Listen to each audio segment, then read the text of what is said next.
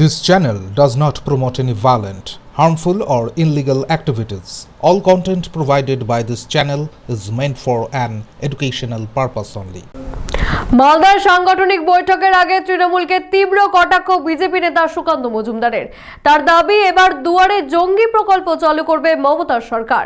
পাশাপাশি সুকান্ত মজুমদার ও অর্জুন সিং এর অভিযোগ, বাংলা উগ্রপন্থীদের নিরাপদ আশ্রয় হয়ে উঠেছে।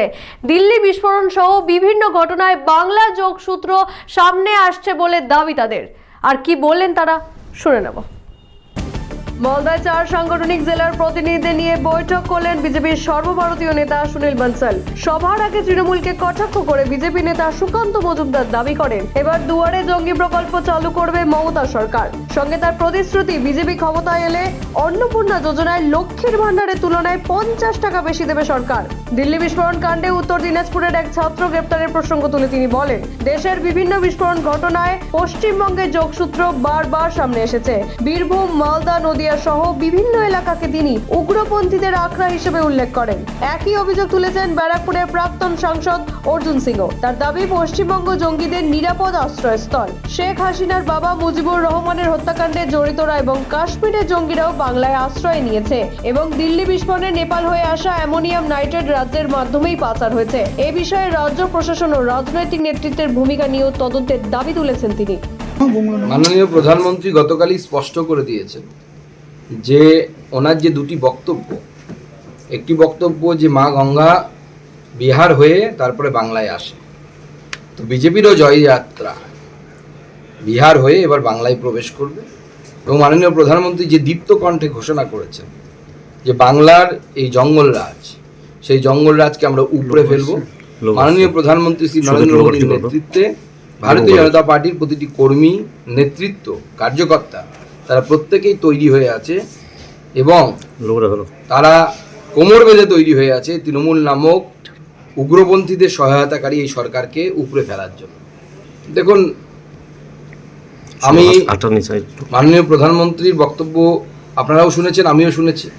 সেই বক্তব্যে উনি স্পষ্ট করে দিয়েছেন যে যারা অ্যাপিজমেন্টের পলিটিক্স করে, সেই অ্যাপিজমেন্টের পলিটিক্সের দলগুলোর স্থায়িত্ব ভারতবর্ষে ধীরে ধীরে কমে যাচ্ছে, তাদের সাকসেসও কমে যাচ্ছে। কংগ্রেসের থেকেও এক কাটি উপরে তোষণকারী দল হচ্ছে তৃণমূল কংগ্রেস নামক দল।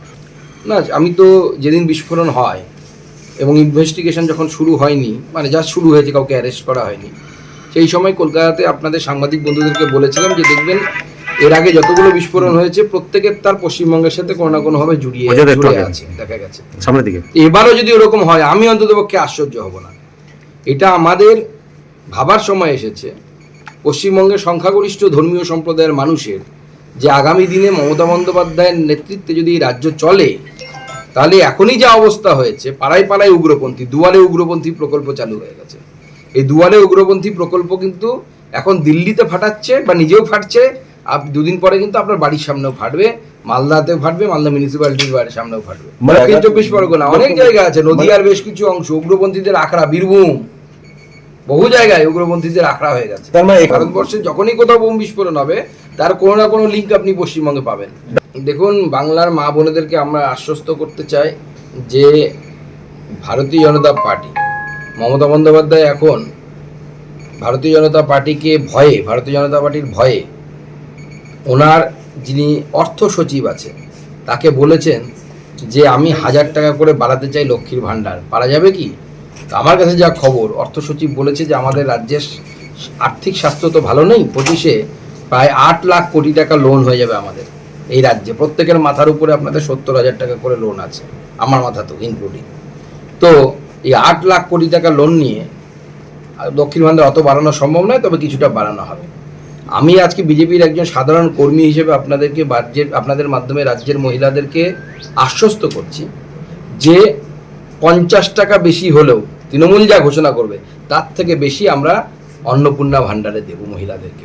আমি একটা জিনিস বুঝতে পারি না, কি এমন কোন জঙ্গি কার্যকলাপ আছে যার সঙ্গে বাংলা যোগ নেই। আনসারুল বাংলার যারা মেন অপরাধী, যারা টেররিস্ট, তারা পশ্চিমবাংলা শেল্টারে থাকে। শেখ হাসিনা বাবা মুজিবুর রহমানের কে খুন যারা করেছিল সে বাংলায় শেল্টার নেয়। খাগড়াগড়ে ঘটনার সঙ্গে আপনারা জানেন ঘটনা ঘটেছিল, তারা বাংলা শেল্টার নেয়। যতগুলো অপরাধী মুর্শিদাবাদ, মালদা, দক্ষিণ চব্বিশ পরগনা, উত্তর চব্বিশ পরগনা, কাশ্মীরে জঙ্গিরা এখানে থাকে। তো পশ্চিমবাংলা হলো জঙ্গি আর টেরোরিস্টদের জন্য সেফ প্যাসেজ। পশ্চিমবাংলা হলো জঙ্গি আর টেরোরিস্টদের জন্য সেফ প্যাসেজ। এখানকার পুলিশ, এখানকার প্রোটেকশন, এখানকার সরকারিভাবে তাদেরকে প্রোটেকশন দেওয়া। তো এখানে ডাক্তার, ইঞ্জিনিয়ার ছাড়ুন, এখানে মানে যত রকম কার্যকলাপ আপনি দেখবেন তদন্ত যখন হবে। এই যে অ্যামোনিয়াম নাইট্রেট পাওয়া গেছে, এই অ্যামোনিয়াম নাইট্রেটের মেন রিসোর্সটা তো বাংলাদেশ আর নেপাল থেকে বাংলা, পশ্চিমবাংলা আসে, এখান থেকে সব জায়গায় যায়। এটা কোনো নতুন ব্যাপার না। এইটা নিয়ে পশ্চিমবাংলা এখন ন্যাশনাল থ্রেট হয়ে গেছে। মমতা ব্যানার্জি কেন যে এখনও এই সরকারটাকে এগেনস্টে কোনো অ্যাকশন নেওয়া হচ্ছে না, এর একটা বড় ব্যাপার আছে। কেন এদেরকে অ্যারেস্ট করা হবে না? এই সরকারের যারা বসে আছেন, আমলাগুলো যারা এই সরকারের রাজনৈতিকভাবে যারা দখল করে বসে আছেন, কেন তাদেরকে উপরে তদন্ত হবে না?